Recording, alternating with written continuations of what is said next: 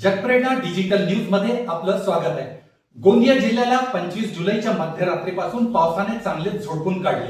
अनेक ठिकाणी नदी नाल्यांना मोठे ओसंडून नाले वाहत आहेत, तर गोंदिया शहरात देखील हा जो मुख्य रस्ता आहे अंडरग्राऊंडचा, तेथे देखील पाणी साचले आहे। आज सकाळपासूनच चाकरमान्यांना आपल्या कामावर जायला कसरत करावी लागली। एकीकडे बळीराजा सुखावलाय, तर दुसरीकडे गोंदिया शहरात मात्र देखील अनेक ठिकाणी खालच्या भागात पाणी साचल्याचे चित्र दिसत आहे। प्रशासनाकडून अलर्ट देखील करण्यात आला होता। तसेच आज गोंदिया जिल्ह्यात शाळा कॉलेजला सुट्टी देण्यात आलेली आहे, तरी अति पावसामुळे आज गोंदिया शहर चांगलेच जलमय झाले आहे। आजच्या या मुसळधार पावसामुळे गोंदियाच्या एकमेव शासकीय गंगाबाई रुग्णालयात देखील पाणी शिरले आहे। आजूबाजूच्या नाल्याचे पाणी हॉस्पिटलमध्ये शिरल्यामुळे रोग संक्रमण होण्याची भीती आहे।